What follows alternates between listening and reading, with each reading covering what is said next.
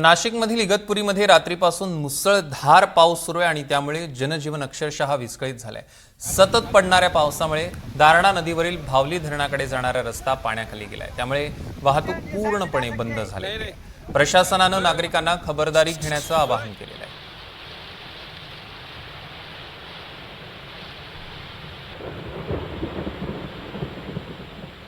बातमी रत्नागिरीत नाही, रत्नागिरीत सध्या मुसळधार पाऊस सुरू आहे। रत्नागिरीला ऑरेंज अलर्ट देण्यात आलेला आहे आणि गेल्या 24 तासात सरासरी 38.15 मिलीमीटर पावसाची नोंद झाली आहे।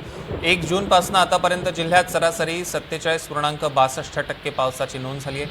पावसामुळे नद्या आणि धरणांच्या पाणी पातळीत सातत्याने वाढ होते। याचाच रत्नागिरीतनं आढावा घेतलाय आमचे प्रतिनिधी राकेश गुडेकर यांनी। बघूया।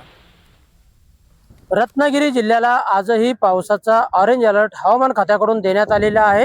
मात्र गेल्या 24 तासात जर आपण पाहिलं तर गेल्या 24 तासात म्हणावा तसा काही पाऊस बरसलेला नाहीये।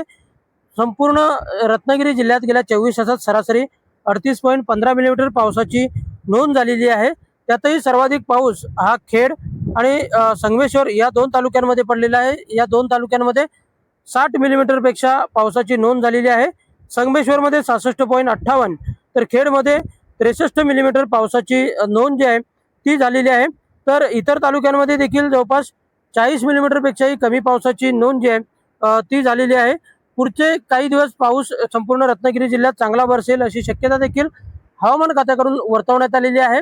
असं असलं तरी सध्या मात्र किनारपट्टी भागात किंवा अन्य ठिकाणी देखील पाऊस सरींवर बरसताना आपल्याला पाहायला मिळतोय। आपण सध्या आहोत ते रत्नागिरीतील समुद्रकिनारी भागात आहोत आणि या ठिकाणची ही दृश्य पाहतोय। पावसाळी पूर्णतः वातावरण आहे, ढगाळ वातावरण आहे। अधूनमधून पावसाची रिमझिम बरसात देखील होताना या ठिकाणी आपल्याला पाहायला मिळते। पण एकूणच जर आपण पाहायला गेलं तर आजही ऑरेंज अलर्ट आहे, कालही ऑरेंज अलर्ट होता, पण म्हणावा तसा काही पाऊस बरसताना पाहायला मिळत नाहीये। पुढचे काही दिवस येत्या 2 ते 3 दिवसात तरी चांगला पाऊस बरसतो का हे पाहणं महत्त्वाचं आहे। त्यामुळे एकूणच जर आपण पाहायला गेलं तर या रिमझिम पावसामुळे शेतीच्या कामांना काही प्रमाणात वेग आलेला पाहायला मिळतोय। राकेश गुडेकर, NDTV मराठी, रत्नागिरी।